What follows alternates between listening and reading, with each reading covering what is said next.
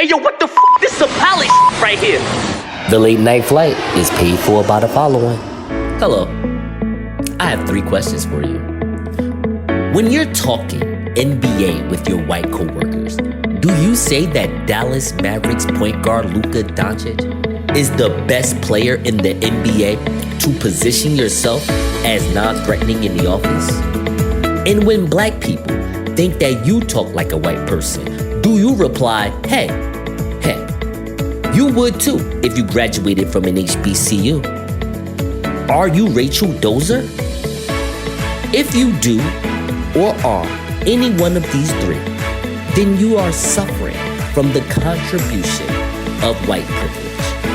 Hi, my name is Nasur Nuru, and if you are looking to go from Wayne Newton to Wayne Brady, please give us a call at 1-800-HELL-NO-CANVAS. That's 1-800-HELL-NO-CANVAS. Give us a call now before you turn into Tay Diggs.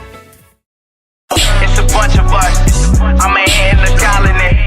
Hold on. Everybody on their Martin, everybody marching for a young nigga like me to get tsunami on it. I'ma get it, I'ma win it, baby. I'll be on my curry till like Patrick Berry, 40 on the tank. Yeah, I'm acting nerdy if it's at the Appalachian to the Appalachian. I'ma do whatever that they take to make a black a nation. Hold on. Why are people homeless when there are thousands of empty apartments? I feel like, capitalism has reached its peak in the wage gap, right? So the other day, I volunteered to go out and count the homeless with the census, right? So we go, and it's like this area in Philly where the art museum and the Rocky statue and all of that stuff, where the tourists be. Well, the homeless people actually carved out their little space on a baseball field, and they barricaded themselves in a little tent city. So a few of them let us in, and we were doing the count. But then the one dude came and was like, yo, why the f*** is y'all here? He was like, yo, y'all got to get off this property right now, and really kick this out. He was like, y'all don't leave in like 2 minutes. I'm calling security, which they have their own security force, and we getting y'all the f*** out of here. So we rallied everybody up who was with us and got off of their property. So I just came across an article where, the city has agreed tentatively to make available 50 city-owned housing units so that they can move into those housing units, build them up into affordable housing. Nice. I also came across an article where there are at least 15,000 vacant apartments in New York City. And New York City has its own homeless problem. So it's like the conventional wisdom would say, if there's empty apartments and people who don't have homes, why don't they match those 2 things together? And we understand that there's a business part of it. And if you remember on our earlier episodes, we talked about how famous people are becoming developers, but they're not really giving away affordable rent to the people who actually live in the city. Yep. And they should probably charge like 20% less than market value. Yep. Another thing I think that they should look at doing is getting rid of the security deposit. You know what I'm saying? Like, it doesn't make sense because that only protects the landlord. It doesn't necessarily protect or benefit the person moving into the property. There's no mutual benefit. You just basically giving 2 months extra rent to the landlord to hold in what's called escrow, and you may or may not get it back when you move out of the property. That's true. And that's just creating another barrier because some people who are struggling could probably afford that 1 month to get into the place. You know what I'm saying? That's going to help them have somewhere secure to stay so that they could, continue to work and do the things that they need to do to build themselves up to being more comfortable. So, Hanif, my question to you is, what can these developers do? These developers that probably, are mixed in with other real estate developers, because, people have to bring in some real money to, make sure they build the property. So my question to you is, why are these developers on a business end? Why are they so scared to build property that realistically, let's just be realistic, may not make them money, but will save lives. And mind you, this is money from these developers that I'm not saying that they do not need, but they were already going to use the money anyway. Right. So what say you on that? So there's a few things. Like, obviously, like, real estate is one of the easiest ways to gain wealth in the United States. And it has always been. But, when we have this system that's set up where it's like, yo, you got these vacant properties sitting here anyway, and you're not getting money from them, you're actually losing money, but you're going to hold on to them in the hopes that, like, at some point, real estate is a safe bet. That money's going to come back to you, whether it's through the equity, the home appreciation, or you're going to sell it somewhere down the future, or you'll get a renter who will pay top dollar to live in that property. You're going to get your money back. But one idea would be to, instead of spending all of this money on developing these properties to make them appealing to wealthier people, you can make them available to lower class people and do some sort of sweat equity program where it's like, all right, I found a old vacant apartment building, and I bring these people in, train them or put them with a construction crew, have them help to work to build the house to a living standard, and then let them move in, and then they pay you continuously. So as long as they're paying you rent on a consistent monthly basis, you're gonna profit. It's just not gonna be 10,000% profit, but it's still profit. Hey, yo, what the f***? This is a palace right here. Why is it frowned upon to kiss your woman's on Zoom? You're going to have to ask legislator Juan Emilio Amiri from Argentina. Okay. So this dude right here, he's from the lower house of Congress. He's a legislator in Argentina's lower house of Congress. He has been forced to resign after he was seen kissing his girlfriend's bare breast during an online congressional debate. Now, Juan's basically just saying that he had a terrible internet connection at home. That's what he said in a radio interview later on. He said that his girlfriend, who recently had breast augmentation surgery, happened to enter the room while he thought he was offline, and he called her over. He wanted to see how the implants look. I'm pretty sure he paid for them. And, he said, let's look at this one. Okay. Let's look at that one. Okay, let's look at the scars. And she was beside him, and he started kissing it, and that was all. And I want to give him points for actually using the word in his radio online interview. That was funny. Yeah. and despite his claim that he thought he was offline, the footage that promptly went viral shows the legislator looking directly into the computer's camera before pulling down the partner's blouse, all in full view for the other members of Congress and online viewers. Now, I don't know, because he's from Argentina, but let me tell you something. If he was from New Jersey, he would have my vote, okay? Definitely, yeah. He would have my vote. I mean, this dude got a bad chick with him while he's over here creating laws. I mean, listen, you know what? Look, you know what? The last episode, I said some mean things about, strippers getting the opportunity to like promote voting by, putting, words like vote on a plastic bus. You know what? I take all that back. Everybody, just, whatever you need to do, you want to use your body to make a point, I'm all for it. If this man wants to have his wife in front of him, just to let y'all know that his chick is bad, who am I to, why should I hate on this man, Hanif? You shouldn't. I mean, to me, it's the equivalent of kissing a boo-boo, right? She just had surgery. It might be a little sore, and he was trying to soothe his partner. And I don't think there's anything wrong with that. Another point is that, we need to get away from demonizing sex. You know what I'm saying? And we talk about all of these instances of consent and what does consent look like. These are two consenting adults, and it was clearly a mistake, but they making much ado about nothing over some normalized behavior. That man showing affection to his partner, there should be nothing wrong with that. He should not be losing his job as a result. That's because none of the other legislators that was on that Zoom call has a girlfriend that looked like that. Not even the female legislators don't even have a girlfriend that looked like that. Okay, like he had the baddest chick, and he definitely did a deep sea nosedive. Like he went all nose in them. He's enjoying himself, and you know, if he's a little more relaxed and at ease as a result, and he's able to pass some positive legislation, so be it. Why are teachers infringing on their students' right to bear arms in virtual classrooms? All right, I gotta ask you a question. Hold on. This is crazy. So, people under the age of 17 have the right to bear arms? Let me know about that.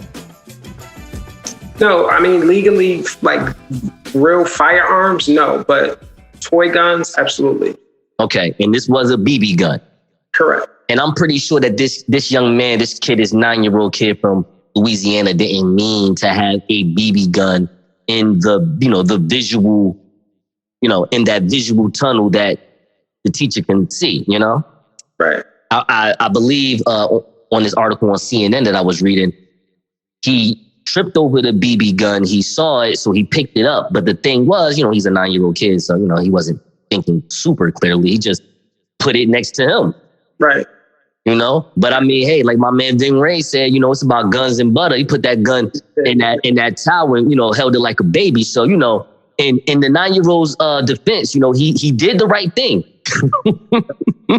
Gotta protect your baby. Now, I want to say this though.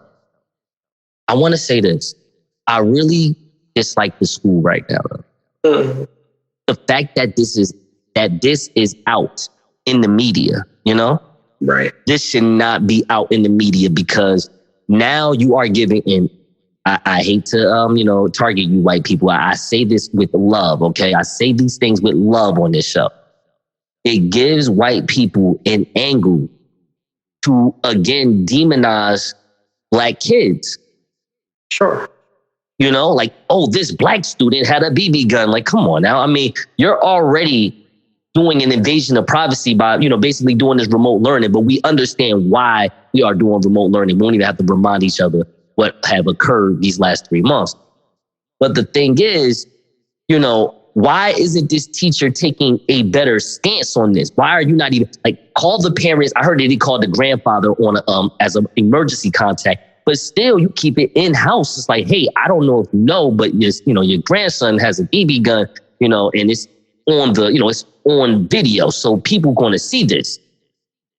Right, but what it goes into is the whole idea that Black children aren't viewed as children, right? Because clearly, you know what I'm saying, the gun is in, his house. Now, I don't know how real the gun looked, but at the very least, like you say, you call the parents, let them know what the situation is. Once it's confirmed that the gun is fake and it's something that he plays with on a regular basis, it's no harm, no foul at that point. But to push the issue to, expulsion, to try and use a policy saying that he had a gun in school when he's at home, like there's always going to be this new legal framework that we're trying to figure out, where does the school start and the home ends? You know what I'm saying? Like, how do we determine where we are in our own private homes when we are in a virtual setting, be it at work,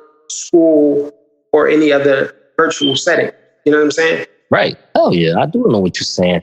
But another thing is, too, there was a study last year that said that, Black kids are more likely to be expelled or suspended from school. And that is kind of a catalyst that leads to the school to prison pipeline. So this is just another instance of that. And it's extending into virtual school. We can't even be in our homes doing normal child without, being treated like that.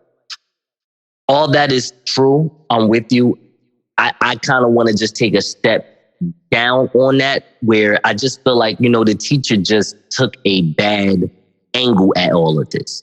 Mm-hmm. I feel like this teacher wasn't being, the guardian and supervisor that a teacher is as well with that job. I mean, as a teacher, you're more than, especially when you're teaching elementary kids. You know, honestly, you're a babysitter. Right. You know, you're a babysitter that's educating young people. And these young people have, you know, let's be honest, they're hyper as hell. You know, it's hard for anybody I'm a grown man. It's hard for me to sit anywhere for 12 minutes. Okay. So, you know, I get it. You know, I really feel as though that in these times, in these remote times, I feel as though teachers need to give themselves a little more rope than what they usually would give themselves inside school. It's a lot going on right now. Right. And, you know, the fact that they have put this in the media's eyes, where CNN and Fox News can eat this up and give people their own agendas, their own versions of how they want to put this story together. That's bad public news to me. Hey, yo, what the This is some pally right here. Why is it important that Apple and Fortnite are fighting for world domination? What the is that? Listen, we are in a state of virtual existence, right? So even with COVID, it was already happening, but COVID kind of pushed it to the forefront where we kind of exist in virtual reality, right? So pretty much a lot of things that we do is online, and a lot of things we're going to continue to do is online, right? So here you have Fortnite, which is basically this virtual world where these young people are congregating. They're making their simulated characters, and they actually congregate and do normal shit that you would probably do if you were outside, except that maybe throw a little Grand Theft Auto in there where you could go and randomly kill people and go on missions and stuff like that. But what they did was they took away like the blood and gore. So it's like if you shoot somebody, you're shooting bananas instead of bullets. You know, if you cut somebody, some sort of magic dust comes out of them instead of blood. So it's really like kid friendly in that way. So the story about Apple and Fortnite is Fortnite was downloaded through the Apple Store. Now, if you know Apple, if you have an iPhone, all of your purchases go through the iTunes Store. So what happens is Apple charges every company that uses that platform 30% of whatever their sales are. So Fortnite is saying like, listen, we can process our clients' purchases without the 30% and charge them less and keep our own money. We don't need you for that, Apple. And we could still use Apple. And if they choose to buy through Apple, yes, they'll just pay a higher price. But we also want to offer them an option to buy stuff cheaper. Apple said, man, out of here. If you want this game on Apple products, then you're going to pay this 30%. So Fortnite was starting to circumvent that process, and Apple kicked them off. So you can no longer have Fortnite or download Fortnite directly through any Apple device. So if you rewind 2 years ago, if you remember, Fortnite had its own legal battle where they did something where, you know, in the game, when you're making your character, you can buy little add-ons like dance moves, certain clothes, other things that you can do like side purchases for. So they were using the Millie Rock dance. I don't know if you remember that. I'm Millie Rock on any block. So they was using that dance. So the rapper who created it was like, hold up, y'all making money off this. I want to sue. So it went all the way to the Supreme Court. The Supreme Court ruled against to Millie, and he ended up dropping the lawsuit. Like, because they had like the Carlton dance. Alfonso Ribeiro was on the lawsuit.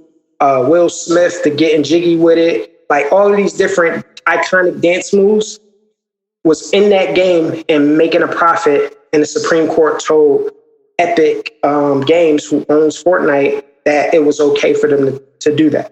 Hold up. That's funny. So that means Carlton, Will Smith, and Millie Rock do never copywritten their own shit.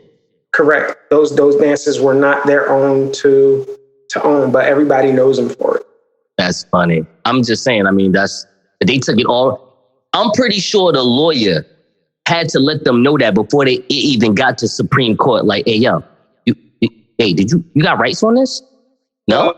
They were trying to establish a choreographer, something called the choreographer's copyright. Okay. You do create a certain sequence of a dance move that it is your choreography and you own it in that sense. But I believe because those dance moves are like one step, like it's not a whole full routine. It's just like one or two steps to it.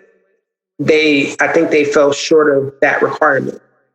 Okay, so let me make sure I got this correct. So Fortnite is a game that should be like Marvel versus Capcom, but is more like Disney versus Looney, as in Looney Tunes.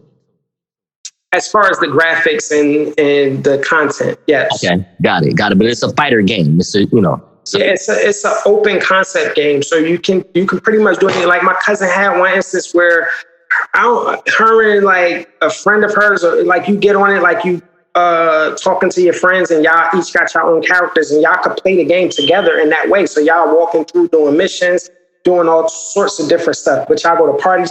I don't know if you remember, but like maybe I want to say like 6 months ago, they released a concert with Travis Scott within the game. It was an exclusive concert inside of the game where Travis Scott concert got 12 million views. You know what I'm saying? Through this Fortnite game. And this is where it gets important and where it's changing the game.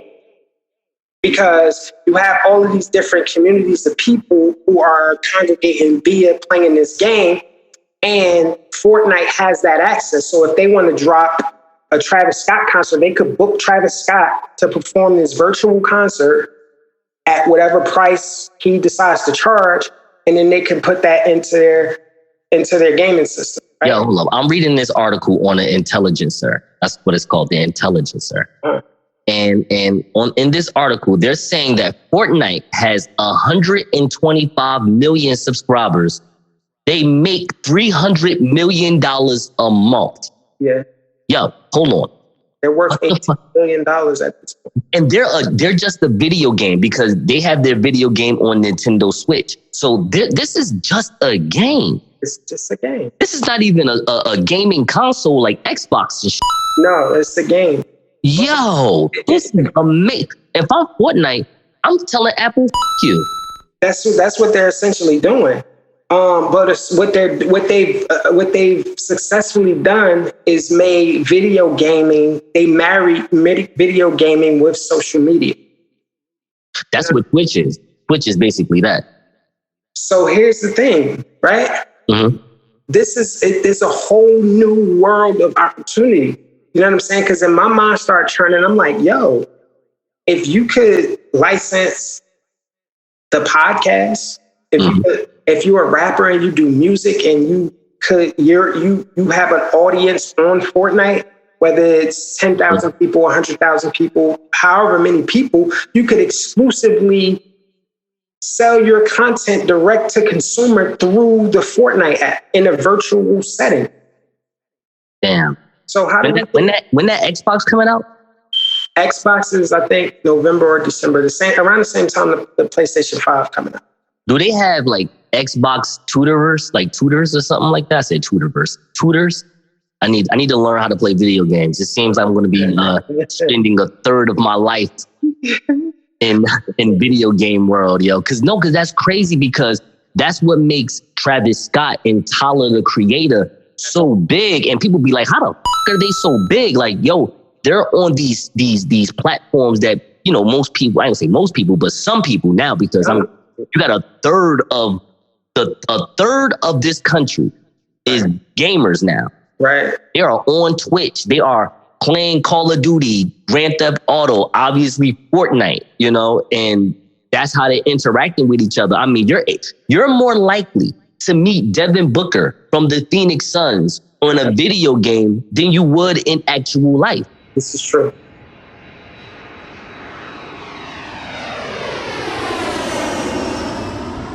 Will adding the first openly gay black woman to SNL make black people watch again? I say yes, but a very smart man I know named Hanif Sowell said no, but if you put Megan Thee Stallion on it, definitely.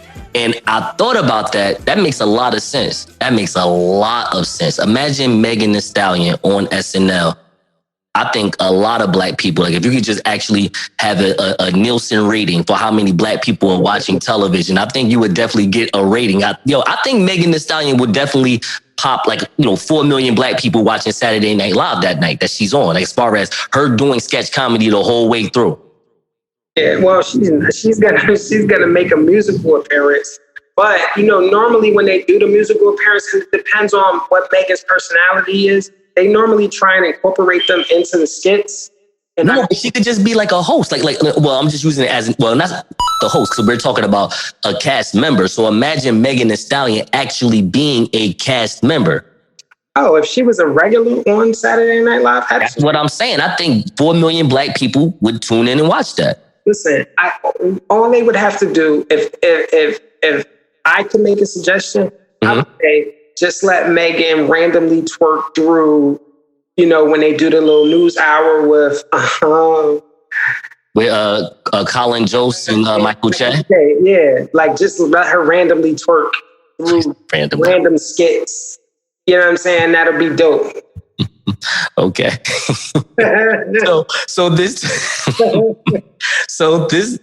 This question is based off the premiere of the 46th season of Saturday Night Live.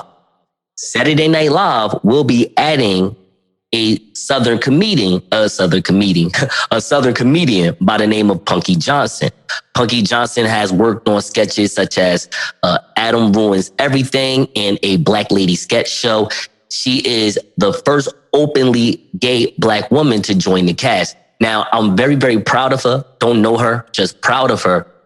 One thing about SNL, because it's funny how black Americans, for the most part, don't tune into Saturday Night Live, which is, whatever. That's neither here or there. Right. But think about this for a second. Saturday Night Live has produced black millionaires.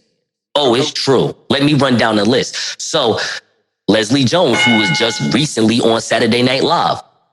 This was the oldest member, as far as when you debut on Saturday Night Live. Mm-hmm. She was 46 years old. Now this woman is a freaking star. She is a household name in America. She starred in the remake of Ghostbusters, and she's going to be doing the remake as a host on Supermarket Sweep on ABC. How about that? Right. Then you have, now there's a couple people I'm going to skip over, because they didn't get to hit that this pinnacle of success that Leslie Jones hit. The next one is Maya Rudolph. You may like her, Hanif. She's part of the light skin delegation. She does the Kamala Harris impression. She does the Beyonce impressions on Saturday Night Live. She's been in Bridesmaids. She's really, really dope. She's a very good actress and it's funny. I like her. Chris Rock, I think for 20 strong years, and although I love Dave Chappelle, Chris Rock has an argument to say that he is the best stand-up comedian the last 20 years, hands down. He can say that. He can make the argument of saying that, in my opinion. Now, who else got to be prominent from Saturday Night Live? Oh, Tracy Morgan. Tracy Morgan didn't even do a lot of great skits on SNL, but Lorne Michaels liked them so much, he wound up working with Tina Fey, being on 30 Rock, which turned out to be an Emmy Award-winning sitcom. Boom, Tracy Morgan, he a G. And then if you want to go even more back, come on, let's not even go there. Eddie Murphy, who probably is the greatest Saturday Night Live cast member ever. Right. He carried Saturday Night Live on his shoulders in the 80s, and you already know what his resume is. I don't have to run that down. And then you even have Gary Morris. I hope I said his name right. If it's not Gary Morris, it's Gary Morgan. I think it's Gary Morris. And from Martin. Exactly. He was in Martin, also in the Jamie Foxx show. And he was in the first ever Saturday Night Live cast in the early 70s. Wow. So he was the first token. Shout out to him.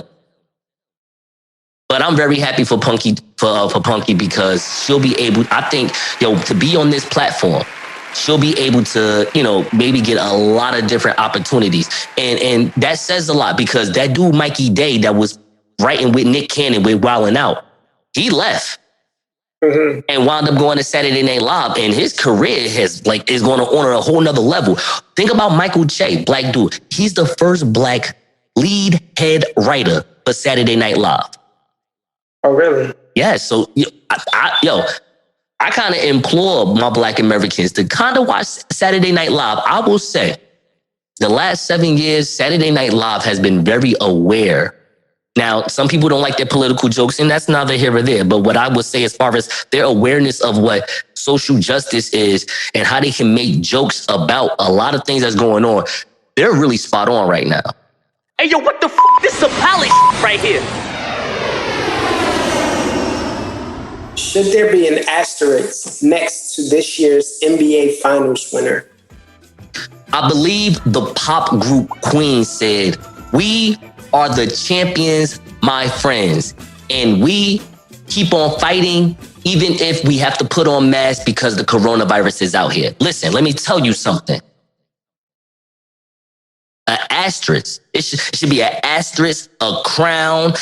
You know what I'm saying? I feel like the Pope should just come, the Imam, like everybody should just come shake Anthony Davis's and LeBron James' hand when they win this chip. You know what I mean? Like, yo, they the ones that was the leaders of the whole, you know what? We about to come out here and entertain the folks, but we going to do it our way, whether you like it or not, whether one person watches it, whether 10 million people watches it, whether the president likes it, whether he doesn't like it, it doesn't matter. We're going to do what we got to do because, hey, look, it's a business.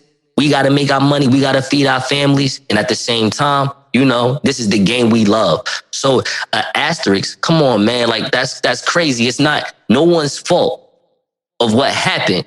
We don't have to commend anybody for wanting to start back sports. We know some people in the world don't necessarily want, it's like some people don't really like sports that much. And I get that. It's not even like, once again, I've said this a couple of times. I'll say it again. If the MLB, NBA, hockey, NFL, if they didn't want to play this season, I'm not going to sit here and jump on Facebook and be mad about it. It's their leagues. I have nothing to do with it, but I'm very entertained by sports. As I'm talking right now, I'm watching the Giants get slapped around by the San Francisco 49ers, 36-9. So, this is what it is. I mean, my normalcy got taken away from me. So any bit of it that I can get, I'm willing to take. So if I have to watch LeBron and AD and the Boston Celtics and Jimmy Butler and Giannis Antetokounmpo go off in a bubble in Orlando, so be it. If I got to watch Vince McMahon start doing shows in Orlando, Florida at his performance center, so be it. I'm with it. You know what I mean? That's my form of entertainment. What say you? Just playing devil's advocate. There was half a season. There was a 4-month break, and then they resumed in a bubble.